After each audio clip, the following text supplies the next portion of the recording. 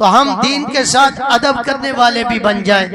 ہمارے اکابرین جن کو اللہ تبارک و تعالی نے دنیا میں عزتوں سے نوازا، ان کے حالات بیان کرتے ہیں کہ انہوں نے کیسے علم کی محنت کی، کیسے کتاب کا ادب کیا، کیسے استاد کا ادب کیا، کیسے مدرسے کا ادب کیا، اور پھر اللہ تبارک و تعالی نے دنیا میں کتنی عزتیں انہیں عطا فرمائی۔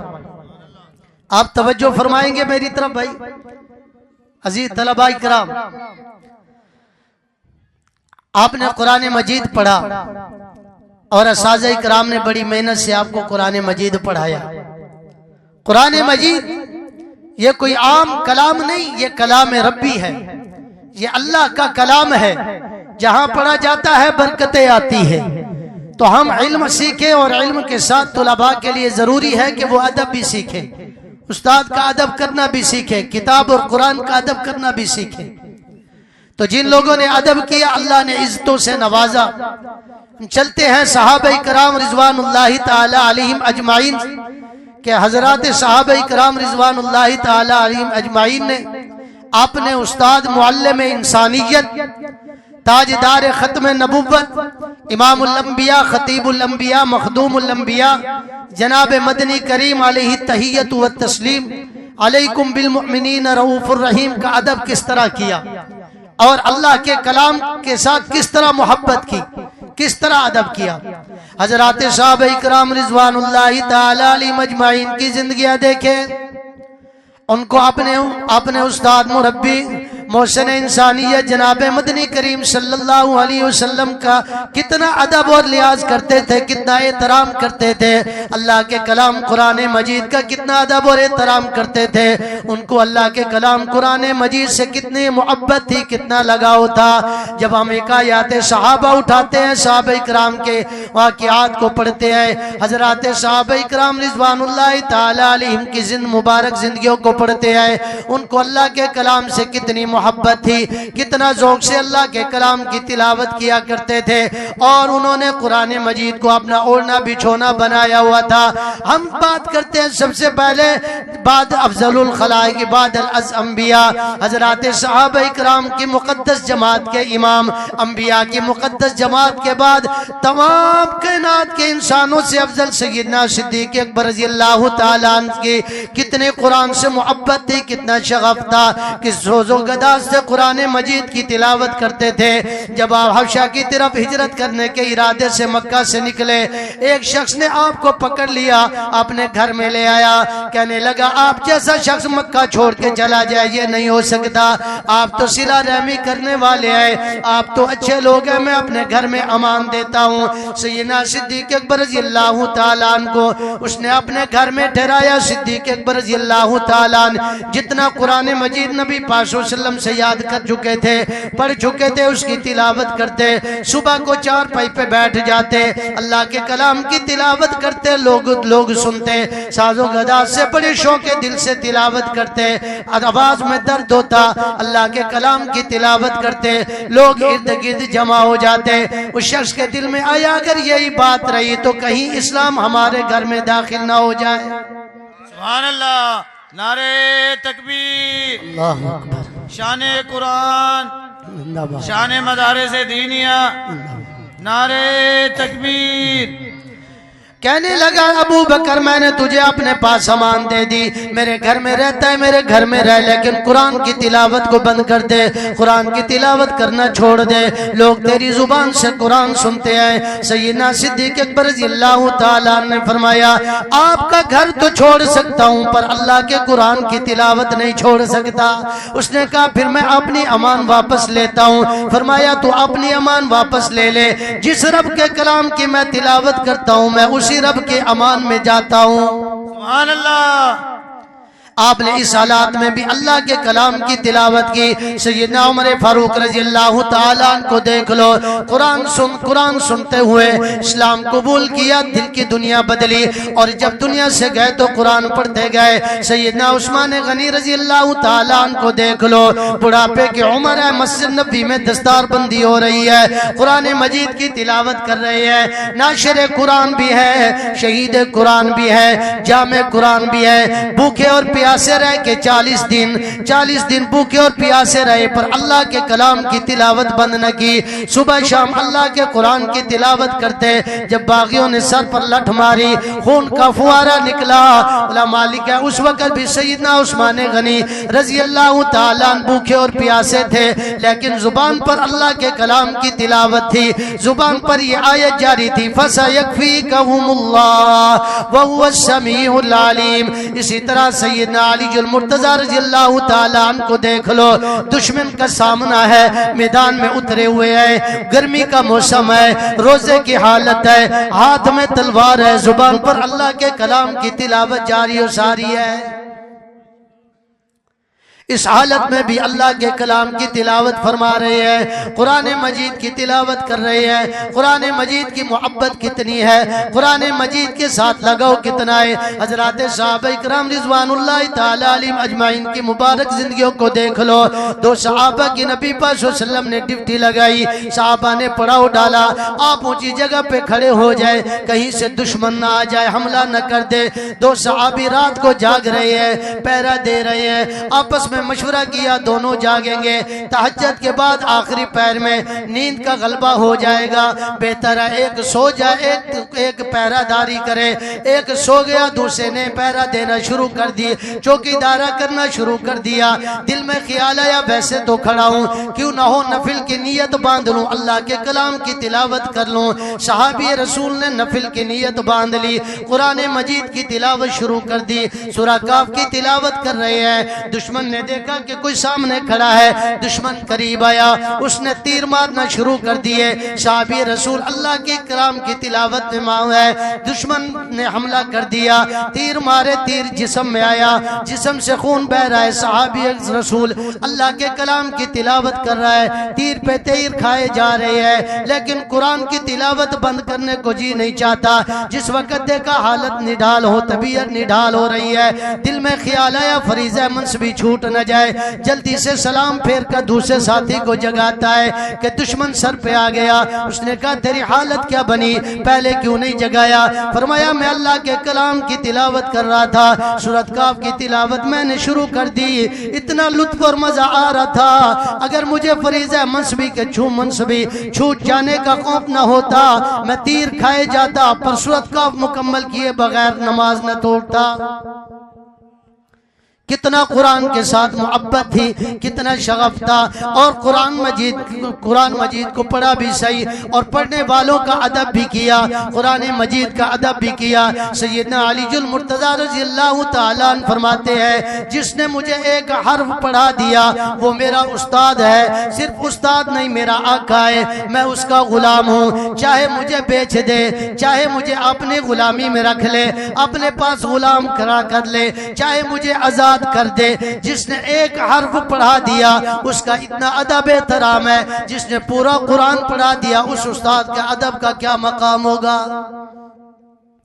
علم دین پڑھیں بھی صحیح پر اساتذہ کرام کا ادب بھی کریں, قرآن کا ادب بھی کریں, دینی کتابوں کا ادب بھی کریں. حضرت عبداللہ بن عباس رضی اللہ تعالیٰ عنہ امام المفسرین ہے, فرمایا جب میں علم کی طلب کے لیے جاتا اپنے استاد کے دروازے پر بار دھوپ میں کھڑا رہتا, جسم پر گرد پڑتی, برداشت کرتا. کبھی استاد کے گھر کے دروازے کی کنڈی نہیں کھٹکھٹائی کہ استاد کو کہیں تکلیف نہ ہو, وہ کسی کام کاج میں مشغول نہ ہو. جب استاد محترم باہر آتے کوئی بات پوچھنی ہوتی پوچھ لیتا, سبق لے لیتا. یہ استاد کرام کا ادب تھا جس نے آپ عبداللہ بن عباس کو امام المفسرین بنا دیا.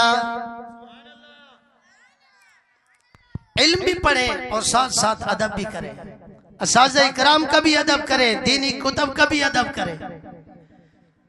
نعمان بن ثابت جنہیں امام اعظم ابو حنیفہ رحمۃ اللہ تعالی علیہ کہا جاتا ہے, صحابہ کی زیارت نصیب ہوئی, فقہ کے امام ہیں, بڑے اللہ والے ہیں, اور صحابہ کے بعد دین کا سب سے زیادہ فائدہ امت کو اسی کے بعد آپ ہی کے طفیل ہوا ہے. اتنے بڑے فقیہ ہیں, اللہ والے ہیں, عالم بھی ہے, ولی بھی ہے, متقی بھی ہے اور فقیہ بھی ہے. مقام بہت بڑا ہے, مرتبہ بہت بڑا ہے, لیکن ادب کا عالم یہ ہے اپنے گھر میں رات کو سوتے ہیں. استاد محترم کا گھر 7ویں گلی میں ہے لیکن زندگی بھر کبھی بھی استاد محترم کے گھر کی طرف پاؤں پھیلا کر نہیں سوئے. سبحان اللہ. یہ ادب تھا جس نے نعمان بن ثابت کو امام اعظم بنا دیا. امام اعظم ابو حنیفہ بنے. اساتذہ کرام کا اتنا ادب احترام کیا کرتے تھے. اسی طرح ہم اپنے اکابرین کو دیکھیں, بزرگان دین کو دیکھیں. شیخ الہند مولانا محمود الحسن نور اللہ مرقدہ استاذ محترم ہے. شیخ العربی والعجم مولانا حسین احمد مدنی نور اللہ مرقدہ شاگرد ہے. دونوں استاد و شاگرد قید و بند کی صورتیں برداشت کر رہے ہیں. مالٹا کی جیل میں پابند سلاسل ہے لیکن استاد محترم تہجد کے لیے اٹھتے ہیں. شاگرد تہجد کے وضو کے لیے پانی لاتا ہے. جب دیکھا موسم سردیوں کا آ گیا, پانی ٹھنڈا ہوتا ہے, تو ایک ترکیب اللہ نے ذہن میں ڈال دی. اب حسین احمد مدنی شیخ العرب والعجم مولانا حسین احمد مدنی نور اللہ مرقدہ اپنے استاد محترم کے لیے پانی کا بندوبست کس طرح کر رہے ہیں. رات کو پانی بھر لیتے اور ساری رات سجدے کی حالت میں سوتے. اپنے بازو اور سینے اور پیٹ کی گرمی سے اس پانی کے برتن کو ڈھانپ لیتے جس کی وجہ سے پانی نیم گرم رہتا. تہجد کے وقت استاد کو پیش کرتے, وہ وضو کر کے تہجد کی نماز ادا کرتے. ایک دن تھکاوٹ زیادہ تھی, نیند کا غلبہ ہوا, سو گئے. تہجد کے وقت پانی ٹھنڈا تھا, سردی کا موسم تھا. جب حسین مولانا حسین احمد مدنی نور اللہ مرقدہ نے اپنے استاد محترم کو تہجد میں وضو کے لیے پانی دیا, پانی ٹھنڈا تھا, تو شیخ الہند مولانا محمود الحسن نور اللہ مرقدہ نے پوچھ لیا, بیٹے پانی کہاں سے لائے ہو؟ جہاں سے پہلے لاتے ہو وہیں سے لائے ہو یا کہیں اور سے لائے ہو؟ کہنے لگے استاد محترم بدبختی غالب ہو گئی, آج تھکاوٹ کی وجہ سے نیند کا غلبہ ہو گیا, آپ کی خدمت سے محروم ہو گیا. آپ کے لیے پانی کا بندوبست کرتا, رات کو پانی لیتا اور اپنے جسم سے پانی کے برتن کو ڈھانپ لیتا. بازو اور سینے اور پیٹ کے حرارت کی وجہ سے پانی نیم گرم رہتا, آپ کو دیتا. آج نیند کا غلبہ تھا اسی لیے پانی کو میں گرم نہیں کر سکا. اتنے عرصہ خدمت کرتے رہے استاد محترم کی, لیکن آج راز کی بات پتہ چلی کہ استاد محترم کے لیے شاگرد کتنی خدمت کرتا ہے, کتنی قربانی دیتا ہے. یہ تھا اساتذہ کرام کا ادب. اسی اساتذہ کرام کے ادب نے آپ کو شیخ العربی والعجم بنا دیا. سبحان اللہ. نعرہ تکبیر, نعرہ رسالت, شان قرآن, شان مدارس دینیہ, نعرہ تکبیر. محدث اعظم مولانا انور شاہ کشمیری نور اللہ مرقدہ سید گھرانے کے فرد ہیں, حضور کے خاندان کے چشم و چراغ ہیں. سیرت بھی خوبصورت ہے, سیرت بھی خوبصورت ہے. دنیا محدث اعظم کے نام سے جانتی ہے اور مجاہد ختم نبوت بھی ہے. بڑی قربانی بھی دی, سید بھی ہے, عالم بھی ہے, عامل بھی ہے, مفسر بھی ہے, محدث بھی ہے. ایک مرتبہ مفتی کفایت اللہ نور اللہ مرقدہ نے اپنی درسگاہ میں اپنے تلمیذ یافتہ شاگردوں سے پوچھ لیا, شاگردوں سے سوال کیا, کوئی بتا سکتا ہے انور شاہ کشمیری محدث اعظم کیسے بنے؟ جن طلباء کو تفسیر کا شوق تھا انہوں نے کہا کہ بہترین مفسر تھے اسی لیے محدث اعظم بنے. جن طلباء کو حدیث کا شوق تھا انہوں نے کہا کہ بہت بڑے محدث تھے, بہت بڑے اللہ والے تھے, سید گھرانے کے تھے, حضور کے خاندان کے چشم و چراغ تھے. آپ نفی میں سر ہلاتے رہے. آپ شاگردوں نے کہا استاد محترم آپ خود بتا دیجئے انور شاہ کشمیری محدث اعظم کیسے بنے؟ فرمایا گیا کہ آپ سے پوچھا گیا انور شاہ کشمیری آپ محدث اعظم کیسے بنے؟ آپ نے فرمایا جب میری عمر 7 سال کی ہو گئی, 7 سال کے بعد سے لے کر آج تک میں نے کبھی بھی بغیر وضو کے کسی دینی کتاب کو ہاتھ نہیں لگایا. سبحان اللہ. اتنا کتاب کا ادب کیا.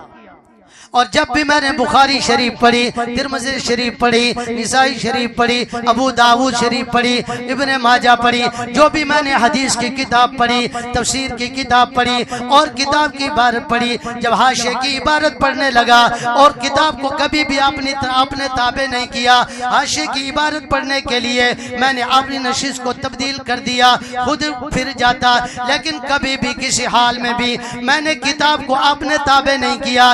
جب انور شاہ کشمیری خود کتاب کے تابع ہو گیا. اللہ نے ایسا اعزاز دیا, دنیا محدث اعظم کہنے لگ گئی. کتاب کا اتنا ادب, نہ کبھی بے وضو کتاب کو ہاتھ لگایا اور نہ ہی کبھی کتاب کو اپنے تابع کیا, خود کتاب کے تابع رہے. اور فرمایا کہ کبھی چارپائی پر بیٹھ کر میں نے کتاب کا مطالعہ کرنا ہوتا تو قینتی کی طرف کبھی میں نے کتاب نہیں رکھی, جب بھی رکھی تو سرہانے کی طرف کتاب کو رکھا. کتابوں کا ادب کیا, اساتذہ کرام کا ادب کیا. اللہ نے دنیا میں ایسے ایسے مقام دیے, کوئی امام المفسرین بنے, کوئی امام المفسرین بنے, کوئی جو ہے نا فقیہ بنے, کوئی محدث بنے, کوئی مفسر بنے.